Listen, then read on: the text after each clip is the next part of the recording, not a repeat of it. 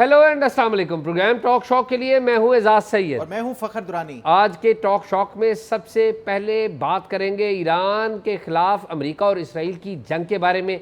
6 अप्रैल तक ये जंग ख़त्म हो जाएगी या कुछ और होगा, क्या तफसीलात हैं ये बात आपको बताएंगे।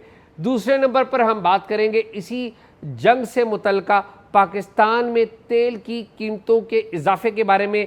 हुकूमत संजीदगी से इस पर गौर कर रही है, लेकिन गरीबों को रिलीफ देने के लिए भी कुछ सोच रही है। कैसे दी जाएगी वो रिलीफ, उसके ऊपर भी बात करेंगे। और तीसरे नंबर पर बात करेंगे एक और बड़े अहम मामले पर जो इस्लामाबाद से मुतल्लिका है। इस्लामाबाद में गुज़िश्ता रात एक मुमताज़ बिजनेसमैन का कत्ल कर दिया गया। वो कत्ल डकैती की वारदात थी या जायदाद का कोई तनाज़ा, मुल्ज़मान पकड़े गए हैं, किस तरीके से वो पकड़े गए हैं, सब कुछ आपको बताएंगे।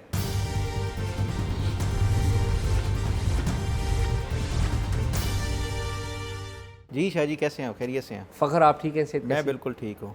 क्या नई ताज़ी? शाह जी, नई ताज़ियाँ तो आपके पास हैं। कल आप बड़ी खबरें ब्रेक करते रहे। पहले तो सदर जरदारी की चाइना एम्बेसी जाने के हवाले से, फिर खुफिया तौर पे खुफिया तौर पे फिर उसके बाद जो ये खबर कि चाइना जो है वो इस ईरान और अमेरिका के दरमियान जो पाकिस्तान सालसी की कोशिश कर रहा है, उसमें चाइना एक बड़ा अहम किरदार अदा कर सकता है। और उस जो आपने ये खबर ब्रेक की, उसके बाद मैंने देखा वो एक मुमताज़ जो है वो ईरानी नजात स्कॉलर हैं वली नसर, उन्होंने भी ट्वीट किया हुआ था कि पाकिस्तान ये जो मीडिएट कराने की कोशिश कर रहा है उसमें चाइना एंटर हो सकता है।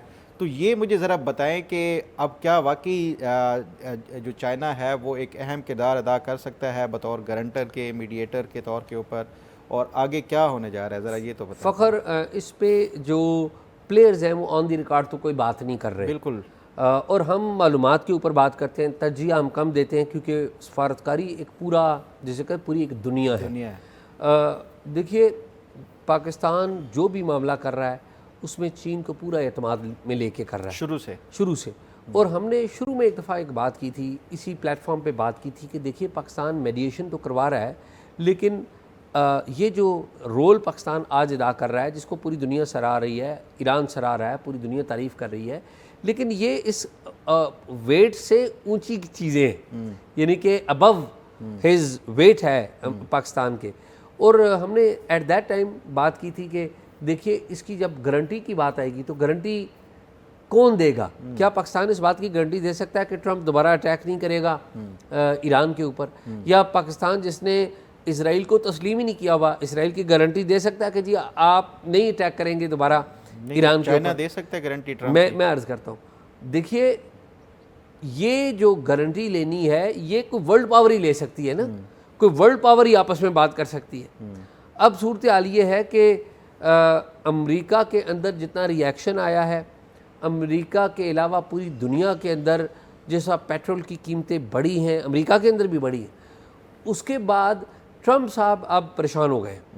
आप देखिए ट्रंप एडमिनिस्ट्रेशन के एक सीनियर अहदेदार ने इस्तीफ़ा भी दे दिया, बहुत सारे लोग हैं वो तनकीद कर रहे हैं। इंटेलिजेंस की रिपोर्ट्स जो हैं वो अखबारों में लीक हो रही हैं कि जी हमने तो पहले बता दिया था, बड़ा मुश्किल काम है। तो अब तर्जमान ने भी कह दिया वाइट हाउस की ने कि जी 6 अप्रैल तक जंग ख़त्म होगी, यही बातें हुई। लेकिन ये जंग जो है ये ख़त्म करना चाहते हैं ट्रंप, चाहे आप बनाए हुर्मुज़, स्ट्रेट ऑफ हुर्मुज़ खुले या ना खुले, वो चाहते हैं कि मैं इधर से निकलूँ, ठीक है। लेकिन ईरान इस तरह जाने नहीं दे रहा। ईरान कह रहा है कि जी आप हमारे साथ तय करेंगे कि आप हम पर अटैक नहीं करेंगे। सिर्फ अटैक नहीं, जो इनका नुकसान हुआ है वो उसके हवाले से भी, जी वो अपना जो नुकसान हुआ वो भी मांग रहा है, और फ्यूचर स्टेट ऑफ हॉर्मुज़ पे जो है वो रॉयल्टी के हवाले से या वो भी कोई इस तरह का मुतालबा। बिल्कुल ठीक बात है, तो वो भी एक मामला है। तो अब आपको ये भी पता है कि नहीं कि जो ट्रंप हैं उनका इरादा है अप्रैल 6 अप्रैल को तो चाहते हैं ना वो ख़त्म हो जाए जंग, चाहते साथ ये भी है कि मई में वो उन्होंने शेड्यूल कर रखा है अपना दौरा चीन। तो वो शी जिनपिंग से मिलना चाहते हैं कि उनके ऊपर कोई वज़न नहीं है, यानी कि एक फ्री मैन के तौर पे बेयर हैंडेड मिलना चाहते हैं। वरना तो वो गठड़ी उठा के फिर रहे होंगे ना कि एक तरफ यूक्रेन की जंग है जिसमें वो उस तरह से घुसे नहीं, लेकिन ज़ाहिर है यूरोप उनकी तरफ देखता रहा, दूसरी तरफ ये जंग है जिसमें वो ज़ाती तौर पे आए हैं और वो जंग नताइज नहीं दे पाई, और साथ कोई दुनिया साथ भी नहीं दे रही, यूरोप बाहर बैठा है। बिल्कुल ठीक बात है, बिल्कुल ठीक है। तो अब आपको पता है इसहाक डार इस वक्त चाइना में है। चाइना में उनकी जो वोंग यी जो उनके वज़ीर ख़ारजा हैं उनसे मुलाकातें हैं, और कुछ मुलाकातें ऐसी भी होंगी चाइना में जो रिपोर्ट नहीं होनी, जो रिपोर्ट नहीं होंगी। चाइना जो है ना, चाइना दुनिया की सीक्रेट नेशन, दी सीक्रेट नेशन है। उनकी लैंग्वेज की वजह से आप उनको नहीं जानते, उनको समझ ही नहीं पाते। लोगों ने ज़िंदगियाँ बसर की हैं चीन को समझते हुए, और जो चीन में रह के चीन को समझे वो खुद चीनी हो गए हैं आधे।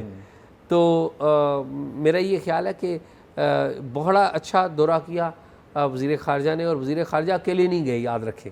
वज़ारत ख़ारजा की एक टीम भी वज़ीर ख़ारजा के साथ है, नायब वज़ीर-ए-आज़म इसहाक डार के साथ। मिलिट्री लीडरशिप से भी गया है कोई? नहीं, मेरी इत्तला में मिलिट्री लीडरशिप नहीं है, वज़ारत ख़ारजा के अफसरान हैं। और ज़ाहिर है ये जो नोट्स लिए गए हैं वो नोट्स लेकर वो उधर गए हैं, तो अब पता चलेगा कि वहाँ पर होता क्या है। सदर जरदारी का क्या मकसद था दौरे का? फ़ख्र, हमें एग्जैक्ट मालूमात नहीं है। हमें सिर्फ इतना पता है कि मैं फ़ॉरेन ऑफिस के उधर ही मौजूद था, हम रिपोर्ट कर रहे थे। 5:45 पे तकरीबन 1 घंटा, ये सवा घंटा ये मीटिंग रही चारों वज़राए ख़ारजा की। वो मीटिंग ख़त्म हो गई और वज़राए ख़ारजा निकले हैं अगले 2 घंटे के बाद, यानी कि 6 बजे आप फ़र्ज़ करें मीटिंग से निकल कर वज़राए ख़ारजा चले गए प्राइम मिनिस्टर के पास।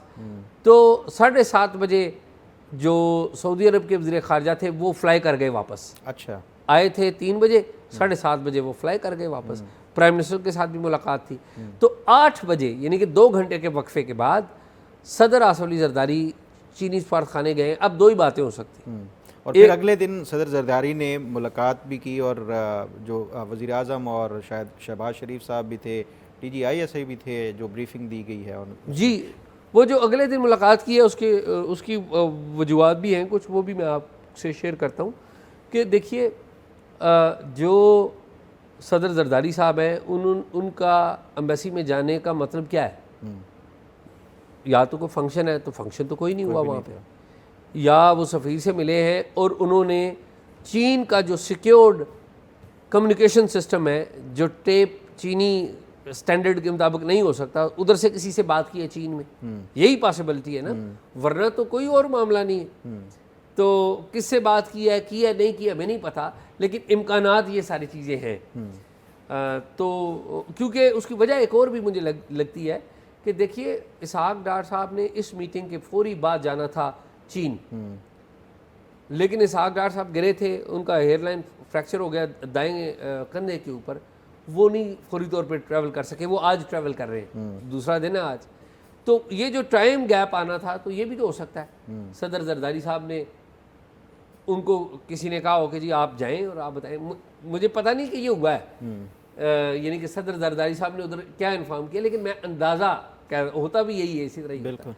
तो ये सारी कहानी है सारे मामले की। अच्छा शाह जी, जो ख़ास तौर पे ईरान और इसराइल और जो अमेरिका की ये जंग है, उसका अगर देखें तो सदर ट्रंप की जो टीम है इस टाइम, ख़ास तौर पे जो इस टाइम डोमेस्टिक प्रेशर है ना सदर ट्रंप के ऊपर, वो बढ़ता जा रहा है। कल जो ख़बरें आ रही थी कि कोई शायद 80 से 90 लाख जो अमरीकी हैं वो मुख्तलिफ 300 मकामात के ऊपर 50 जो स्टेट्स हैं उसमें मुजाहरे किए हैं सदर ट्रंप के ख़िलाफ़।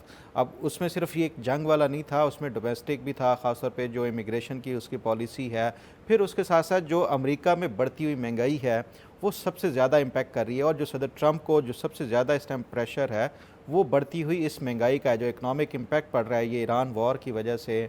गैसोलीन की आप वहाँ पे जो कीमतें देखें, पहले जो $2.5 का एक गैलन मिलता था वो अब $5 से $6 तक चला गया।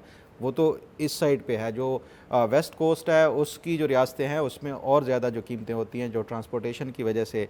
बाकी जो आप अशिया ज़रूरिया हैं वो उनकी कीमतें देखें तो जो ट्रंप के ऊपर प्रेशर है वो हर गुज़रते दिन के साथ बढ़ता जा रहा है कि ये जो इस जंग थी, और अब अमेरिका के अंदर ख़ास तौर पे जो एक इम्प्रेशन बढ़ रहा है कि ये जंग हमारी थी ही नहीं, अमेरिका को कोई इमीडिएट थ्रेट ही नहीं था। वो जो आप वो बता रहे थे उसके जो डायरेक्टर थे नेशनल सिक्योरिटी के, वो रिज़ाइन कर गए, उसने जो बताया कि ये हमारे कोई असेसमेंट ही नहीं थी ऐसी कि ईरान से हमें कोई इमीडिएट कोई थ्रेट है, लेकिन उसके बावजूद भी ये इसराइल के कहने के ऊपर गए। वो ये सारी चीज़ें तो एक तरफ है, दूसरी एक जो और फैक्टर चल रहा है जिसकी वजह से ये ट्रंप अब इससे जल्दी निकलना चाहते हैं, वो है नवंबर में जो इलेक्शंस के हवाले से वो सदर ट्रंप के लिए बड़ा इंपॉर्टेंट है कि ये एक तो डोमेस्टिकली जो एक महंगाई और वो बढ़ रही है, उसकी वजह से सदर ट्रंप के जो अपने वोटर्स हैं वो भी मुतनफ़िर हो सकते हैं। बाकी तो जो अमरीकी हैं, जो इमिग्रेंट्स हैं, वो उनसे ऑलरेडी ही नाराज़ हैं और जो मुज़ाहरे किए गए हैं। तो ये जो एक डोमेस्टिक प्रेशर है, उसकी वजह से सदर ट्रंप जो है, इसराइली मीडिया का अगर आज आप पढ़ें तो वो सारे यही कह रहे हैं, जो वाइट हाउस की तर्जुमान की जो ब्रीफिंग है उसमें जो एक डेट बताई गई है कि 6 अप्रैल से पहले पहले जो है वो सदर ट्रंप को इस तरह का ऐलान कर सकते हैं, स्ट्रेट ऑफ हॉर्मुज़ ओपन हो या ना हो, उसके बावजूद भी सदर ट्रंप जो है वो इसके ऊपर कोई फ़ैसला कर सकते हैं ये जंग बंदी के हवाले से। एक तरफ तो ये हो गया, लेकिन दूसरी साइड पे अगर हम देखें तो इनकी तरफ से जो हमले हैं वो भी उसी तरह जारी हैं। आज अगर आप कल का जो हमले किए गए हैं अमेरिका की तरफ से और जो इसराइल की तरफ से एक जॉइंटली, वो इन पिछले 30 दिनों का जो वॉर है उसमें सबसे सख्त तरीन हमले कल रात किए गए हैं।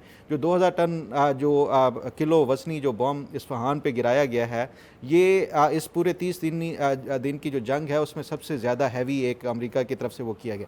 अब सवाल ये है कि अगर ये मुज़ाकरात और बातचीत करना चाहते हैं तो फिर ये हमलों में तेज़ी क्यों आ गई है। दूसरी तरफ अगर आप देखें तो ईरान भी खामोश नहीं बैठा। ईरान ने जो सेंट्रल इसराइल के ऊपर आज भी अटैक किए, मिसाइल लॉन्च किए हैं और वो भी अब क्लस्टर जो वो कर रहा है। तो उससे इसराइल का नो डाउट बहुत ज़्यादा हैवी नुकसान हो रहा है इंफ्रास्ट्रक्चर के हवाले से भी, और जो उनकी जो आवाम है उनको ज़ख्म गो के इसराइली मीडिया जो है वो इनकी जो किलिंग के हवाले से बहुत कम रेयरली रिपोर्ट करता है, लेकिन ज़ख्मियों के हवाले से अब जो जिस तरह से फिगर्स आ रहे हैं वो एक बड़ा मैं समझता हूँ इम्पॉर्टेंट है कि ये जो तेज़ी नज़र आ रही है ये भी बाज़ औक़ात ख़ास तौर पे ये एक इशारा होता है कि जब जंग ख़त्म होनी होती है उससे पहले आप दोनों जो टीमें, क्योंकि दोनों साइडें मुज़ाकरात की मेज़ पे बैठेंगी, तो वो अपना अपना जो वो वज़न है वो हैवी रखने के लिए वो इस तरह की फिर कार्रवाइयाँ करते हैं। साथ ही यूएई में देखें आपने कि जो कल ईरान ने मिसाइल अटैक किया है जिसकी वजह से वो जो कुवैत का जो तेल बरदार शिप है वो तबाह कर दिया है, 20 मिलियन उसमें बैरल तेल था। तो ये एक जो हमले हैं उसमें तेज़ी आ रही है। ये भी मैं समझता हूँ कि ये एक इंडिकेशन है कि शायद दोनों जो साइड्स हैं अब वो एक जब मुज़ाकरात की मेज़ पे बैठेंगी तो ये इम्प्रेशन ना जाए कि हम जो है वो लूजिंग साइड से हैं या हम जो है वो विनिंग साइड से हैं। तो ये दोनों साइडें जो हैं अब इक्वली मैं समझता हूँ कि ये जो इस तरह के वो कार्रवाइयाँ कर रही हैं, और फिर दूसरी साइड से जो इंटरनेशनल जो ख़ास तौर पे लेवल पे जो फटीग अब ये वॉर की आ रही है कि कोई भी मुल्क जो है इस टाइम यूरोप बिल्कुल ही डिस्टेंस कर गया है अमेरिका से। स्पेन का देखें तो उन्होंने तो एयर स्पेस ही बंद कर दिया अमेरिका के हवाले से। तो ये मैं समझता हूँ कि ये कुछ दुनिया के अंदर जो पॉजिटिव ये चीज़ें आ रही हैं, ये जंग से दूर जाने के हवाले से उम्मीद है कि ये जो है ये 6 अप्रैल जो है वाकई जो एक जो वाइट हाउस की तर्जमान बता रही है तब तक ये कोई ब्रेक थ्रू हो जाए और पाकिस्तान और चाइना भी मिल के कोई ये किरदार अगर अदा कर लें। अगर ये पाकिस्तान इसमें कामयाब हो जाता है तो मैं समझता हूँ कि ये एक पाकिस्तान बतौर जो हमारी नेशन है उसके लिए एक बड़ा जो प्राउड मूवमेंट होगा। वो उसकी वजह यह है कि आपने शुरू में जैसे कहा ना कि पाकिस्तान का इतनी जो वेटेज नहीं है इंटरनेशनल एरिना में, पाकिस्तान की इतनी कैपेसिटी नहीं है, लेकिन उसके बावजूद भी, कैपेसिटी ना होने के बावजूद, इतनी वेटेज ना होने के बावजूद भी ये जो एफ़र्ट्स हैं वो उसको दुनिया सराह रही है, इसमें कोई शक नहीं है। सिर्फ अगर कोई नहीं सराह रहा तो वो जो है वो हमारा हमसाया भारत है। मैं आज देख रहा था उनकी ANI एजेंसी है जी, उन्होंने कोई एक गैर मारूफ किसी इसराइली का जो है वो एक इंटरव्यू सा वो चला के वो पाकिस्तान को डिमीन करने की कोशिश कर रहे थे। तो ये भारत के अंदर जो है ना इस टाइम रियलाइजेशन आप देखें, जो कल परसों एक वीडियो वायरल हो रही थी, उनके जो खेड़ा हैं, उनका जो अपोजिशन के कांग्रेस के रहनुमा हैं, जिस तरह वो टेक ऑन कर रहे हैं मोदी के ऊपर कि इंडिया इस टाइम जो है वो इंटरनेशनल एरिना के ऊपर कहीं नज़र नहीं आ रहा, हमसे कम छोटा जो मुल्क है पाकिस्तान वो सेंटर स्टेज के ऊपर है। तो ये सारी जो चीज़ें हैं ना ये बड़ा मैटर करती हैं और पाकिस्तान के लिए मैं समझता हूँ कि ये एक बड़ा ही एक डिफाइनिंग मूवमेंट है जो इंटरनेशनल आपकी जो ख़ासतौर पे रिलेशंस के हवाले से। देखिए वो जो कहते हैं किसी बंदे ने खूब इस सारे मंजरनामे को ना जोड़ा कि पाकिस्तान बंद कमरों में सफारतकारी करवा रहा है, मसालत करवा रहा है, और हिंदुस्तान शोर मचा रहा है टीवी पे बैठ के और अपनी पार्लियामेंट में कि पाकिस्तान अच्छा मुल्क नहीं है। तो रोल तो पाकिस्तान प्ले कर रहा है। खैर ये हिंदुस्तान में ऐसे लोग बड़ी तादाद में मौजूद हैं जो अनफॉर्चुनेटली पाकिस्तान को बुरा भला कहते हैं, और ये बड़े अफसोसनाक है। और ये जो पर्टिकुलरली ये दौर आया उसमें तो बहुत ज़्यादा ख़राबियाँ पैदा हुई हैं। खैर ये तो सारी मामले हैं, लेकिन फ़खर एक यहाँ पे भी काम हुआ है। वो जो आप बात पूछ रहे थे ना कि मुलाकात हुई है सदर आसिफ अली ज़रदारी की वज़ीर-ए-आज़म से और चारों सूबाई वज़राए आला से, पार्लियामेंट का इजलास भी यहाँ पर बुलाया हुआ था।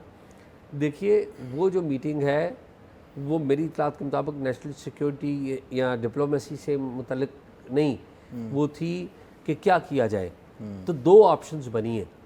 एक तो ये है कि पेट्रोल महंगा कर दी गवर्नमेंट, कि क्योंकि गवर्नमेंट ने 3 हफ्तों में 4 हफ्तों में 129 अरब रुपए की सब्सिडी दी है, यानी कि पैसे अपनी जेब से दिए, वरना पेट्रोल महंगा लोगों को देना पड़ता। और फिर छुट्टियां भी दी हैं, स्कूलों की छुट्टियां कर दी, हफ्ते में एक छुट्टी कर दी। होना तो ये चाहिए था कि लोग बाज़ारों में कम जाते, अपनी मूवमेंट कम करते, पेट्रोल की बचत होती। नतीजा ये हुआ पेट्रोल पहले जितना ही खर्च हो रहा है। यानी कि लोगों ने कहा कि जी ये छुट्टियाँ तो अब घूमने फिरने चलो, तो लोग इसे पिकनिक समझ के मना रहे हैं। तो अब गवर्नमेंट करने जा रही है दो बातें, दो में से एक तो ये है कि पेट्रोल महंगा हो जाए और जितने भी छोटे मोटरसाइकिल सवार हैं या रिक्शा सवार हैं, तो उनकी रजिस्ट्रेशन का एक प्रोसेस चलाया जाए कि उनको उनके फ़ोन के ऊपर पैसे दे दिए जाएँ। अच्छा, ठीक है। अब उसमें भी एक मसला है कि मैंने अगर मोटरसाइकिल चला रहा हूँ तो लाजमी नहीं कि मेरे नाम ही हो, वो हो सकता है वो आपके नाम हो। ठीक है। तो ये एक प्रॉब्लम है। तो एक ऑप्शन तो ये है, और वो जो पेट्रोल है वो पूरे मुल्क में महंगा कर दिया जाए। अब डाटा यहाँ पर इकट्ठे करने का तो रिवाज ही नहीं है। अब डाटा इकट्ठा होगा, फिर पेट्रोल महंगा होगा और फिर लोगों को पैसे जाएंगे, तो ये बड़ा मुश्किल काम है। दूसरी बात यह है कि स्मार्ट लॉकडाउन कर दिया जाए, बाहर निकलने की इजाज़त ना हो। तो ये दो ऑप्शन है, दोनों में से एक है। और मुझे लगता ये है कि गवर्नमेंट वही फैसला लेगी जिसमें गवर्नमेंट का अपना वोट बैंक मुतासर ना हो। क्योंकि आपको पता है IMF ने भी कह दिया कि आप पेट्रोल के ऊपर सब्सिडी ना दें। IMF ने भी अभी कोई रिसेंटली इस तरह की बात है। तो ये अंदर की कहानी है। और वो जो चारों वज़राए आला बैठे थे, जिसमें KP के वज़ीर आला ने भी बड़ी अहम तजावीज़ दी हैं, जिसको बड़ा सराहा भी है जो मिनिस्टर हैं अता तारण, वो ये सारे जो है ना, ये चक्कर ये है कि वो इस मौजू के ऊपर बैठ के बात कर रहे थे। अच्छा शाह जी, ये ना सैटरडे वाले दिन रिपोर्ट कार्ड में हमें जो है ना, ये हमारे जो व्यूअर्स हैं वो भी इस तरह के सवालात वो भेजते हैं। तो वो यूट्यूब पे किसी ने सवाल भेजा हुआ था कि ये जो हुकूमत वज़ीर आज़म ने ऐलान किया था कि कुछ अवाम को भी सख्त इक़दामात के लिए जो है ना वो कंप्रोमाइज़ करना चाहिए, तो इसका बुनियादी वजह क्या है? देखें, ये जो पेट्रोलियम मसनूआत की कीमतें बढ़ाने के हवाले से है, ये मैं समझता हूँ हुकूमत की तरफ से ये फ़ैसला बिल्कुल दुरुस्त नहीं है। ये जो बर्डन है वो आवाम के साथ शेयर नहीं कर रहे, क्योंकि ये एंटी, आपको लगेगा कि ये एंटी पीपल जो है ये एक स्टैंस है। लेकिन मैं थोड़ा कुछ आपके साथ हक़ाइक़ और फैक्ट्स एंड फिगर्स के साथ, पिछले 8 महीने में ना इस हुकूमत ने 1 ट्रिलियन रुपए जो है वो पेट्रोलियम, ये जो लेवी है उसकी मद में लिया। अब जो पेट्रोलियम लेवी वो जो ली जाती है ना, वो दरअसल जो पेट्रोलियम की जो फ्लक्चुएशन होती है उसको सब्सिडाइज़ करने के लिए हुकूमत अपना जो है वो फ्लक्चुएशन को कंट्रोल करने के लिए वो करती है। लेकिन ये जो पेट्रोलियम बहरान है ये जो है वो फोर्स डिजोर वाला वो है कि आप, ये इंटरनेशनल एक फिनोमिना है, उसमें हर मुल्क जो है वो इफ़ेक्ट हो रहा है। तो हुकूमत ने बजाय इसके कि जो इसका बर्डन है वो अवाम में शिफ्ट करने के, वो ख़ुद इसको वो करना, पहले हफ्ते इन्होंने 50 या 55 रुपए वो बढ़ाई कीमत, उसके बाद दूसरे हफ्ते भी, तीसरे हफ्ते भी, चौथे हफ्ते भी वो कीमत जो है इन्होंने सब्सिडाइज़ वो उस पर कर दिया। पहले हफ्ते 23 अरब रुपए का था, दूसरे हफ्ते मेरा ख्याल है 46 अरब है, और तीसरे हफ्ते 56 अरब रुपए का, ये जो उन्होंने एक अपने ऊपर वो लिया है, जो बर्डन लिया है। तो ये मैं समझता हूँ हुकूमत ने कोई अच्छा फ़ैसला नहीं किया। आप जैसे कह रहे थे ना कि बजाय इसके कि ये पेट्रोलियम की जो है वो बचत की जाती, अवाम जो है वो अपने घरों में रहती, अवाम उल्टा ज़्यादा जो है वो इस पर सड़कों पे आप देखें, जो जहाँ भी किसी भी शहर चले जाएं आपको ट्रैफिक की उसी तरह ही मूवमेंट नज़र आएगी। वो कोई फ्यूल की जो है अब एटलीस्ट आपकी जो है वो बचत नहीं हो रही। अब फ्यूल जो है ये जो इंटरनेशनल मार्केट का अगर आप देखें तो ये अगर महीना एक मज़ीद ये इस तरह जंग चली जाएगी तो वो उससे कोई 200 डॉलर तक ये जा सकता है पर बैरल। तो मतलब आप ये देखें कि डबल ट्रिपल जो है वो उसका इम्पैक्ट पड़ेगा आपकी इकॉनमी के ऊपर अगर ये जंग मज़ीद लिंगर। इवन अब अगर इसी 6 अप्रैल को भी जंग ख़त्म हो जाए तो उसके बावजूद भी जो पेट्रोलियम प्राइसेस हैं वो नॉर्मलाइज होने में आपको कई महीने लगेंगे। उसकी वजह ये है कि इस टाइम जो इंफ्रास्ट्रक्चर है, ख़ास तौर पे पाकिस्तान जिन मुल्कों से लेता है ये एनर्जी के हवाले से, कुवैत के LNG प्लांट्स तबाह कर दिए गए हैं, उनको दोबारा रिस्टोर होने में, उनको दोबारा फंक्शनल होने में कई महीने लगेंगे। सऊदी अरब की ऑयल रिफाइनरीज जो है वो बंद हो चुकी हैं, कुछ तबाही या कुछ उसमें जो है वो नुकसानात के भी हैं, उनको दोबारा रिस्टोर होने और दोबारा से ये इंटरनेशनल जो आपका ये सप्लाई चेन जो दोबारा से बहाल होगी वो कई महीने लग सकते हैं। तो इसका मतलब ये है कि जो पेट्रोलियम मसनूआत की जो कीमतें हैं वो कोई इतनी जल्दी वो वापस उसी स्टेज पे नहीं आ सकती जो प्री वॉर वाली हैं। तो इसका मतलब है कि दुनिया भर की जो मईशतें हैं वो उनके ऊपर ये फ्यूल जो प्राइसेस की वजह से मईशत के ऊपर इम्पैक्ट उसी तरह रहेगा। तो ये हुकूमत ने, मैं समझता हूँ कि कोई अच्छा फ़ैसला नहीं किया था। गो कि इसको कहा जाता है कि ये अवाम के हक़ में फ़ैसला है, लेकिन जो दुनिया की मईशत चलती है, जो मुल्क की मईशत चलती है, उसमें आपको रियलिटीज़ और उसको देख के ये फ़ैसले करने पड़ते हैं। तो बेहतर होता कि हुकूमत एक हफ़्ता जो है वो जो पेट्रोलियम मसनूआत की कीमतें ख़ुद उसका जो है वो इम्पैक्ट बर्दाश्त कर लेती और दूसरे हफ़्ते जो है वो आवाम के साथ ये शिफ्ट करती, ताकि एक तो जो लोगों को जब उनकी जेब के ऊपर भारी पड़ेगा तो वो फिर सोचेंगे कि नहीं यार, 400 रुपये, 450 रुपये लीटर पेट्रोल है तो थोड़ा सा बचत कर लेते हैं, नहीं जाते, फ़ोन पे बात हो जाएगी बजाय इसके। तो ये इससे ही मेरा ख़्याल है कि ये हुकूमत को ये फ़ैसला करना जो है नागुज़ीर है और ये करना चाहिए था। अगर कोई वाइज़ कोई इसमें हुकूमत ये फ़ैसला करती तो वो थोड़ा सा आवाम के साथ ये बर्डन उसको शेयर करना पड़ेगा, वरना जो मैं समझता हूँ कि ये फिर अल्टीमेटली वही जो आप कह रहे हैं कि IMF ने कह दिया है कि आप मज़ीद सब्सिडी ना दें, तो वो IMF का जो प्रेशर है या फिर उसके साथ साथ आगे लॉन्ग टर्म में जो आपकी मईशत के ऊपर दबाव पड़ेगा वो इस हुकूमत के लिए और ज़्यादा नुकसानदेह होगा। तो ये बेहतर है, मेरा ख़्याल है कि ये शायद हुकूमत, जो मैं समझता हूँ कि नेक्स्ट जो वीक आएगा उसमें कीमत बढ़ाने का जो ऑप्शन है उसको इस्तेमाल कर सकती है। नहीं, आप ठीक कह रहे हैं, मैं बिल्कुल आपसे इत्तेफाक करता हूँ इस वाले से।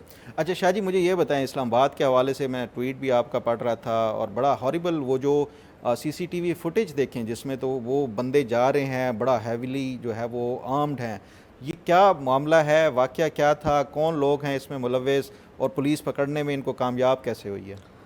फ़खर, पुलिस ने 5 के करीब बंदे पकड़े, उनमें से 3 मुल्ज़मान मरकज़ी हैं, जो कि आमिर, CCTV फुटेज में भी 5 लोग थे। जी हाँ, आमिर अवान है, जो कि इस्लामाबाद के बिज़नेसमैन हैं। ये टोयोटा इस्लामाबाद जो अपारा में है, ये उसके CEO थे, मालिक थे। इसी तरह पिंडी में भी एक टोयोटा है, वो भी ये इन्हीं की है, डीलरशिप वगैरह इन्हीं के पास है। बेसिकली इनके वालिद की कहानी बड़ी यानी कि तकलीफ़ दे है, पूरी कहानी बड़ी तकलीफ़ दे। इनके वालिद के 2 बेटे थे और 3 बेटियां इनके वालिद की। एक बेटे की, इनके वालिद का नाम है सफदर, वो किसी ज़माने में बाहर रहे हैं, 60 की दहाई में वो इधर इस्लामाबाद आ गए, 60 अर्ली 70s में, और यहाँ पर आके उन्होंने प्रॉपर्टी वगैरह ख़रीदी। एट दैट टाइम उनके पास पैसे अच्छे होंगे, तो अपना कारोबार सर फेंक के कारोबार कर रहे हैं। बड़े अच्छे बच्चे इनके, 2-3 बच्चियाँ इनकी बड़ी अच्छी। तो इनका एक बेटा है, वो साल 2011-12 में उसकी डेथ हो गई, जो छोटा गालबन बेटा था सफदर साहब की। अच्छा, सफदर अवान की, जो आमिर जो कत्ल हुए उनके वालिद की बात कर रहा हूँ। अच्छा, अब उनका एक बेटा रह गया था ये, और ये बड़ा मिलनसार। मैं फ़खर एक सुपरमार्केट में गया हूँ, एक शॉप के ऊपर, मैं शॉप नहीं लूँगा क्योंकि मैंने इजाज़त नहीं ली, तो वो आमिर वहाँ पर आता था, इसकी फैमिली भी आती थी, और वो मैं गया तो वो बड़ी पूछ रहे थे मुझसे कि यार क्या हुआ, वो तो बड़े अच्छे थे, उनकी सारी फैमिली हमारे पास आती थी। इनके घर हैं 2-3 F8 में भी, तो ये यहाँ पर आर्चर्ड स्कीम में रह रहे थे। आमिर ने जो पहली शादी जो की थी वो सारा नाम की एक बड़ी अच्छी खातून है, उनसे की। फिर वो साथ इकट्ठे नहीं रह सके। जो इनके 2 बच्चे हैं, असद और आर्यान, ये सारा जो इनकी पहली वाइफ है उनसे थे, रहते वो वालिद के साथ थे। और इन्होंने जो दूसरी शादी की वो एक खातून थी जो यहाँ पर इस्लामाबाद में किसी स्कूल की प्रिंसिपल थी। अब हुआ ये उस रात के उस खातून ने उनकी मुद्दत में थाना शहजाद टाउन में मुकदमा है। वो जो प्रिंसिपल इनकी वाइफ है, जी, अब तो मेरे ख्याल में पढ़ाती नहीं होंगी या प्रिंसिपल नहीं होंगी, अब तो ज़ाहिर है वो वाइफ थी। तो वो जो मुकदमा है उसमें पढ़े तो वो कहती हैं कि मैं उठी हूँ तो मेरे हस्बैंड के साथ कुछ लोग जो है ना वो तल्ख कलामी कर रहे थे हमारे बेडरूम में, और वो गन्स उन्होंने पकड़ी थी और उन्होंने फायर किया और वो खिड़की से भाग गए और खिड़की के ज़रिए वो अंदर आए। तो सीसीटीवी फुटेज में वाज़े नज़र आ रहा है कि गन्स पकड़ के वो लोग आ रहे हैं, फ्रीली जा रहे हैं वो। अच्छा पुलिस, मैं आपको पता सिक्योरिटी नहीं थी जी उनकी। मैं आपको पता है क्राइम रिपोर्टिंग मैं नहीं करता हूँ, लेकिन ये मामला ऐसा था कि किसी पुलिस वालों ने मुझे बताया कि यार ये खबर चल नहीं रही, कल चल ही नहीं रही थी खबर, तो वो खुद परेशान थे, यार खबर नहीं चल रही। तो मैंने अपने दफ्तर में बताया कि जी क्या चक्कर है। खैर हमारे दफ्तर में वो चलाई हमारे दफ्तर ने खबर। तो मैं आज सुबह मुझे पुलिस वालों ने बताया जी हमने बंदे पकड़ लिए। अच्छा, मैंने जब कल भी ट्वीट वगैरह की तो नीचे लोग कह रहे थे कि डकैती की वारदात नहीं है जी, आप क्यों इस तरह डकैती लिख रहे हैं, ये तो जायदाद का मसला। भी जायदाद का मसला तो तब हो उसका कोई भाई हो या कोई और मामला हो, लेकिन आज जो मुलजमान हैं वो पकड़े गए हैं। मुझे डर तो ये है कि कहीं इनको पार ना कर दिया जाए, जिसे कहते हैं ना फ्राई ना कर दिया जाए, डर है इस बात का। नौजवान है, 20-21 साल की उम्रें हैं, दो लड़के जो मेन मरकजी मुलजमान है वो 3 है, तो इनकी 20-21 साल की उम्रें हैं, और ये माजी में भी अभी रिसेंट पास्ट में भी इन्होंने कोई इसी तरह की कोई क्राइम किया था, जेल में रहे। फिर जो पुलिस का ये कहना है कि जी हमने इनसे एक ऐसी गन भी बरामद की है कि 2 माह पहले थाना शहजाद टाउन से हमारा एक एहलकार था, उससे गन एक छीनी गई थी क्लाशनकोव। अच्छा। वो भी इनसे बरामद हुई है, सरकारी गन भी बरामद हुई। और वो पुलिस वाले कहते हैं कि हम इसे लेके जब गए उधर तो बरामद हमने कर ली, और गालबन ये वो गन है जो डकैती में भी या इस वारदात में भी इस्तेमाल हुई है। अब ये क्या मामला इनका, क्या कोई था, जायदाद का तनाज़ा था? नहीं, जायदाद का तनाज़ा तो नहीं, अभी बात पुलिस निकाल नहीं रही, लेकिन देखे ना मुझे कोई ऐसी बात नहीं कहनी चाहिए, अभी फैमिली बड़ी मुश्किल में है, पता नहीं क्या मामला है। कुछ ऐसे इंडिकेटर्स हैं, कुछ सवालात हैं जिनको जवाब मिलना चाहिए। तो लेकिन मैं इसमें जो सफदर साहब हैं उनसे बड़ी ताज़ियत, जो उनके वालिद हयात हैं, उनके वालिद हयात हैं। आप देखें ना ज़रा, वालिदा भी हयात हैं, वालिद भी हयात हैं, और वालदा आप देखें कितना तकलीफ वालिदैन के लिए तो बहुत ही तकलीफ लम्हा होता है कि अगर उनको अपनी औलाद का जनाजा, कोई शक ही नहीं, सबसे भारी वजन वालिदैन के लिए उनकी औलाद का जनाजा होता है। बिल्कुल। तो सफदर साहब से बड़ी ताज़ियत, और इनकी जो साबका एहलिया है सारा, मैं उनसे बड़ा इम्प्रेस हुआ। वो इसलिए इम्प्रेस हुआ कि वो बड़ी खातून, मैं तो कभी ना उन्हें देखा है ना मैं जानता हूँ, लेकिन जो मुझे पता लगा कि उन्हें पता लगा कि उनके शौहर, साबका शौहर, उनका हादसा है, वो फौरी हॉस्पिटल पहुंच गई और वो बड़ा टाइम गुजारा, और फिर वो जब ये डेथ हुई है तो उनके घर में भी वो थी, जो F8 में इनका घर है वहाँ पे भी लोग बताते हैं कि वो मौजूद थी। जो इनकी अहलियाँ हैं जिनके साथ वो भी रह रहे थे, वो जो शादी इन्होंने की थी, जो मुझे पता चला है, वो वालिदैन की मर्ज़ी शायद उसमें शामिल नहीं थी। तो खुदा करे कि मसला हल हो। मुझे जो डर है ना, हमारी इस्लामाबाद पुलिस ने एक वतीरा बना लिया है, पंजाब पुलिस में वो जो सुहेल ज़फ़र चट्टा हैं उन्होंने एक ट्रेंड मुतारफ़ कराया CTD का, कि आप CCD का सॉरी, कि आप बंदे मार दें। तो मुझे डर ये है कि ये इस्लामाबाद पुलिस ये काम ना करे। अगर ये मुलज़म है, अभी तो इल्ज़ाम ही है, साबित अदालत में कर रहे हैं, तो इन्हें अदालत में ले जाकर पेश करें और आप इनको सज़ा दिलवाएं। कहते ये हैं कि देखें जी हमने पहले भी पकड़ के दिया था, अदालत ने छोड़ दिया। भाई अदालत ने नहीं छोड़ा, आपकी प्रोसिक्यूशन ठीक नहीं थी या आपकी इन्वेस्टिगेशन ठीक नहीं थी, क्योंकि आप अदालत के सामने चीज़ साबित नहीं कर पाए। तो आप साबित करें और इनको सज़ा दें। लेकिन अगर ये इनका पुलिस मुकाबला हुआ तो मैं आपको आज बता रहा हूँ, इसकी ज़िम्मेदारी जो है ना इस्लामाबाद पुलिस के ऊपर होगी। शाह जी, वैसे ये जो आप बात कर रहे हैं ना, बाज़-औक़ात वही बात, ये जो आप बता रहे हैं कि ये पहले भी पकड़े गए, अडयाला जेल में भी रहे, फिर ये वापस आए और फिर इस तरह की कार्रवाइयाँ करने, फिर इस तरह के जो जराइम पेशा जो अनासर होते हैं, फिर उसका क्या किया जा सकता है? मेरा ख्याल है कि ये जो क्राइम कंट्रोल करने का, वो ठीक है, आपकी बात, कानून हमारा सज़ा देनी चाहिए और ये होना चाहिए, लेकिन आजकल तो हमारी जेलें भी जो है ना, ये क्राइम की आमाजगाह हैं। ये हमेशा पूरी दुनिया में ऐसा है, फ़ख्र पूरी दुनिया में ऐसा है। लेकिन देखें, जब किसी भी, अब 20-21 साल के नौजवान हैं, अगर इन्होंने चोरी की है, डकैती किया है और डकैती के दौरान कोई कत्ल कर दिया है, तो जो कत्ल की सज़ा है, जो चोरी की डकैती की सज़ा है, वो मिल जाए। वो कानून में लिखा हुआ है कि जो आप कत्ल करते हैं उसकी भी सज़ाए मौत है ना। तो वो हो, पुलिस अपने हाथ में ना ले ये काम। नहीं, मुझे ये बताएं, देखें आप वो बात कर रहे थे ना, एक हमारा सोसाइटी का जो एक बड़ा अलमिया है, एक छोटी सी बच्ची गली के अंदर खेल रही होती है और एक क्रिमिनल माइंड का बंदा आता है, वो उसको मोलेस्ट करता है और वो इस तरह का जो है वो उनको पकड़ भी लिया जाए तो फिर उसके बाद कानून से क्या होता। अब इसका इस तरह के अनासर का मैं समझता हूँ यही इलाज है। डिटेरेंस हमेशा जो होती है ना, वो ये इस तरह की जो सज़ा होती है वो एक बेहतरीन डिटेरेंस होती है। नहीं, सज़ा अदालत दी जाती है। देखिए, सज़ा हमारी अदालतों का निज़ाम आप खुद देखें ना, फ़खर हमारी पुलिस का निज़ाम भी तो नहीं, ठीक पुलिस का तो बिल्कुल नहीं है वो। मैं आप देखें उन्हीं पे आप ट्रस्ट कर रहे हैं कि वही गोली मार दे।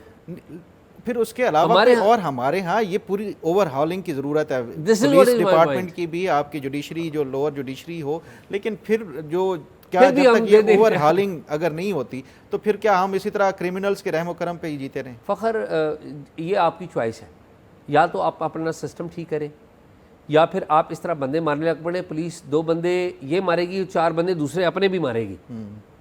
मेरी बात आप समझ रहे हैं? तो ये बड़ी अनफॉर्चुनेट है कि और गलत बंदे मारे जाते हैं। मैं आपको पता है ज़ैनब का जो केस था, हाँ, वो जो मैं उधर गया था, आपको पता है ना, एक बंदा मार दिया गया था। उसका इल्ज़ाम ये हमारे कोतवाली शहर के ऊपर भी है और मुझे यकीन है कि ज़ाहिर है इन कोई भी पुलिस वाला ये नहीं चाहता कि उसे ये इतला दी जाए कि कोई बंदा बेगुनाह मार दे, वो भी इंसान होते हैं। तो वहाँ पर वो ज़ैनब बच्ची को के साथ ज्यादती करने के, एक और बच्ची थी इससे पहले, उसके साथ ज्यादती हो रही थी, वहाँ तवातर के साथ हो रही थी।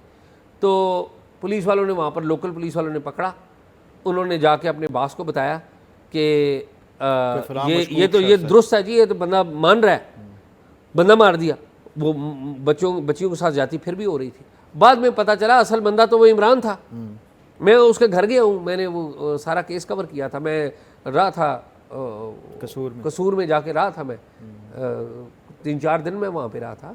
तो इशू ये है कि ये आप ट्रस्ट नहीं कर सकते कि पुलिस के ऊपर मारे। हमने यहाँ पर डिस्कस किया, आसिफ ने और मैंने, केस एक बच्ची का जिसके ऊपर झूठा लगाया गया इल्ज़ाम, वो अदालत से बरी हो गई। जब हमने केस डिस्कस किया, पुलिस ने जाके अपने आप को सच्चा साबित करने के लिए दोबारा उसके शौहर को पकड़ लिया। तो ये पुलिस का सिस्टम ठीक करने की ज़रूरत है और पुलिस के ऊपर ये प्रेशर की भी ज़रूरत है कि आप मावराए अदालत कत्ल नहीं कर सकते, वरना हम इनके हाथ में दे दें तो फिर तो बात ख़त्म हो जाएगा। लेकिन ये इनकी तारीफ़ भी की जानी चाहिए कि 24 घंटे पहले ये हुआ वाक़या और 24 घंटे में इन्होंने पकड़ लिया। तो मेरे ख्याल में यही। नाज़रीन, प्रोग्राम आपने देखा, प्रोग्राम के बारे में आप अपनी राय दीजिएगा। अगर कोई मालूमात हो तो talkshock777@gmail.com पे शेयर कीजिए। अल्लाह हाफ़िज़।